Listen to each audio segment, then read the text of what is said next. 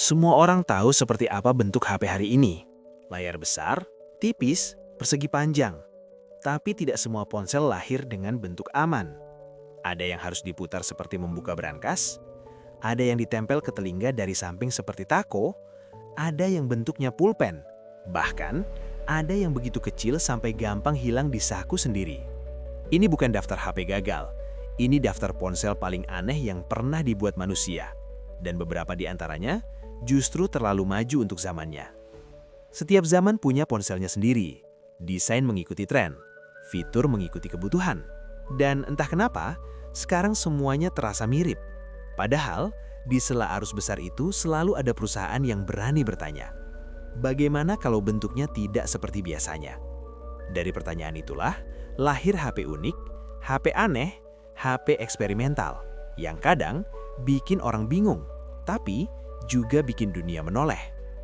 Hari ini kita akan membahas 10 HP paling aneh yang pernah dibuat. Dari yang terlalu mahal, terlalu kecil, sampai terlalu ambisius. Sebelum kita mulai, jangan lupa subscribe dan like kalau kamu suka konten unik seperti ini. Semoga yang nonton hari ini dimudahkan rezekinya dan sehat selalu.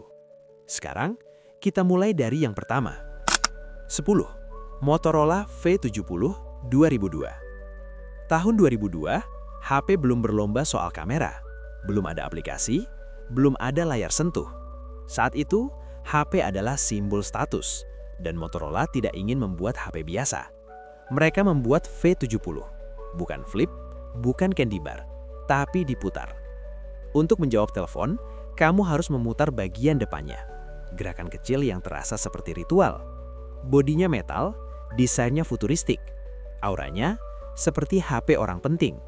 Harganya sekitar 7 juta rupiah di tahun 2002. Itu sangat mahal. Masalahnya setelah beberapa hari terasa keren, memutarnya mulai terasa merepotkan.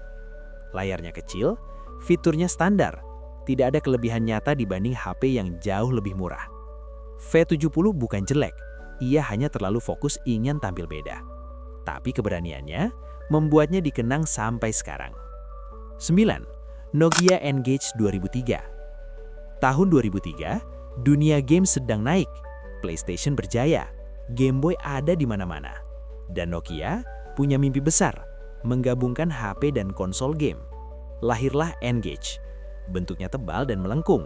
Kalau menelpon harus ditempel ke telinga dari samping seperti tako.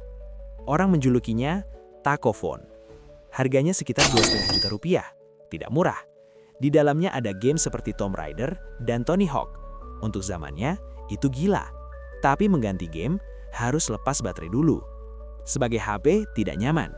Sebagai konsol, kalah praktis dari Game Boy. N-Gage terjebak di dua dunia. Namun, satu hal pasti, tanpa N-Gage, mungkin dunia tidak akan melihat potensi game di smartphone seperti sekarang. Ia bukan gagal, ia terlalu cepat. 8. Siemens Xcelibri 8 2003. Saat semua orang membuat HP lebih pintar, Siemens bertanya, bagaimana kalau HP jadi aksesoris? Xcelibri 8 terlihat seperti bedah kompak atau jam kecil, bukan seperti perangkat teknologi. Harganya sekitar 3 juta rupiah, mahal untuk fitur yang sangat sederhana. SMS sulit, tombol kecil, tidak nyaman untuk ngetik lama. Tapi Siemens tidak menjual spesifikasi, mereka menjual gaya. Sayangnya, pasar ingin HP yang bisa diandalkan, bukan sekedar cantik. Xcelibri 8 akhirnya tenggelam, terlalu unik untuk dunia yang masih butuh fungsi. 7. Haier P7 Penphone 2004. Bentuknya seperti pulpen logam, tipis, panjang, dan asing di tangan. Haier P7 mencoba membuat HP yang bisa diselipkan seperti alat tulis. Harganya sekitar 2,3 juta rupiah. Menelpon dengan benda sekecil itu membuat orang menoleh. Bukan karena kagum, karena bingung. Mengetik SMS terasa seperti ujian kesabaran tingkat tinggi. Layarnya kecil, baterainya cepat habis. Ia cocok untuk panggilan cepat, tapi untuk penggunaan lama, melelahkan. P7 bukan salah desain, ia hanya terlalu spesifik untuk pasar umum. 6. Motorola MPX 2004. Motorola kembali mencoba sesuatu yang ekstrim, bukan sekedar beda desain, tapi beda cara berpikir. MPX bisa dibuka dua arah, seperti buku kecil, seperti laptop mini yang diperkecil sampai muat di telapak tangan. Harganya sekitar 3,2 juta rupiah. Di tahun 2004, itu bukan angka kecil.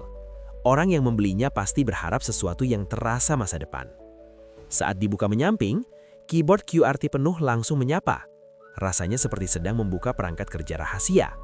Mengetik email terasa serius, profesional. Dibuka ke atas, ia berubah jadi ponsel biasa, siap untuk telepon cepat atau balas SMS singkat. Setiap kali engselnya bergerak, ada sensasi mekanis yang memuaskan. Bunyi klik halus, gerakan yang terasa mahal. Tapi setelah rasa kagum itu lewat, realita mulai terasa. Bodinya tebal, berat di saku, dan baterainya cepat habis karena harus menghidupi layar dan sistem yang lebih kompleks dari ponsel biasa. Sebagai HP, terlalu besar. Sebagai alat kerja, layarnya terlalu kecil.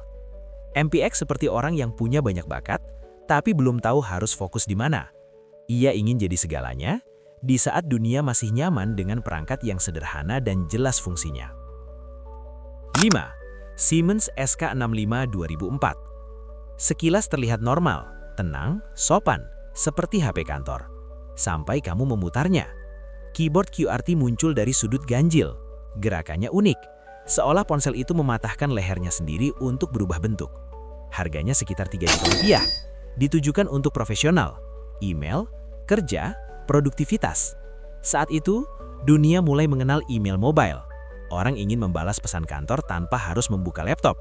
Dan SK65 menawarkan solusi dengan cara yang tidak biasa. Ada kepuasan saat engselnya bergerak. Transformasinya terasa cerdas, berbeda dari ponsel lain yang hanya flip biasa. Tapi di balik itu, ada kompromi. Tebal di saku, agak lambat saat membuka aplikasi, dan mekanismenya terasa terlalu rumit untuk penggunaan cepat. Di ruang rapat mungkin terlihat futuristik, di penggunaan harian terasa melelahkan. SK65 adalah niat baik untuk membawa dunia kerja ke genggaman, namun caranya menuntut adaptasi ekstra, dan tidak semua orang ingin beradaptasi setiap hari. 4. LG U900 2006. Tahun 2006, dunia HP berada di masa transisi. Tombol fisik masih dominan, tapi layar besar mulai terasa menggoda. LG U900 terasa seperti eksperimen menuju masa depan. Flip slumping, finishing mengkilap, layar dalamnya besar untuk ukuran saat itu, dan yang paling mencolok, kamera di posisi yang tidak biasa, mengisyaratkan bahwa video call dan komunikasi visual mulai dilirik serius. Harganya sekitar 3 juta rupiah, bukan murah. Saat dibuka, ada rasa memegang sesuatu yang lebih maju dari masanya, seperti prototipe yang sudah jadi produk. Namun sebagian fitur terasa futuristik, sementara sebagian yang lainnya terasa belum matang. Navigasinya butuh waktu untuk dibiasakan, interface-nya belum sesederhana yang kita kenal sekarang. Ia lahir di antara dua zaman, bukan sepenuhnya klasik, belum sepenuhnya modern. Dan seringkali, produk yang lahir di masa transisi harus menanggung kebingungan pasar. 3. Samsung Serenata 2007. Ini bukan HP biasa, ini pernyataan desain. Serenata tebal, unik, dengan roda putar besar di bagian atas, lebih mirip pemutar musik mewah daripada ponsel. Harganya sekitar 18 juta rupiah di tahun 2007. Itu sangat mahal, bahkan ekstrim. Serenata lahir dari kolaborasi dengan brand audio premium. Fokusnya bukan komunikasi cepat, tapi experience mendengarkan musik yang eksklusif. Menggunakannya terasa lambat dan disengaja, memutar roda, memilih menu satu persatu. Seolah HP ini berkata, kalau mau pakai saya, ikuti cara saya. Menaruhnya di meja langsung menarik perhatian, bukan karena tipis atau canggih, tapi karena bentuknya tidak masuk akal. Serenata tidak mau disukai, ia ingin diakumi. Namun saat itu, dunia sedang menuju kesederhanaan, sentuhan jari, desain minimalis. Serenata berdiri di arah sebaliknya, dan akhirnya tertinggal sebagai simbol keberanian yang terlalu keras. 2. Toshiba G450 2008. Sekilas terlihat seperti USB modem, dan banyak orang mengira itu memang modem biasa. Dan memang, koneksi internet adalah identitas utamanya. Toshiba G450 bisa menelpon, tapi harus pakai headset. Tanpa itu, ia hanya benda kecil dengan layar mini dan tombol numerik. Harganya sekitar 2 juta rupiah, masuk akal untuk perangkat konektivitas. Sebagai modem 3G, ia cepat dan stabil untuk zamannya. Internet di laptop terasa lebih hidup, tapi sebagai HP, ia kehilangan esensi tentuhan manusia. Tidak ada pengalaman menggenggam layar besar, tidak ada SMS panjang, dan tidak ada interaksi yang terasa personal. G450 seperti jembatan menuju era smartphone, namun bentuknya masih setengah jalan. Ide koneksi selalu aktif itu benar, hanya saja orang ingin semuanya ada dalam satu perangkat, tanpa kabel tambahan, tanpa headset wajib, dan dunia akhirnya memilih jalur yang lebih sederhana. 1. Zanko Tiny T7 2017. Saat semua HP makin besar, layarnya melebar, bezel tipis, bodi makin panjang. Zanko justru melakukan kebalikan. Tiny T7 super kecil, begitu kecil sampai bisa hilang di telapak tangan. Harganya sekitar Rp700.000, murah, bahkan terasa seperti mainan. Tapi ia benar-benar berfungsi, bisa menelpon, bisa SMS,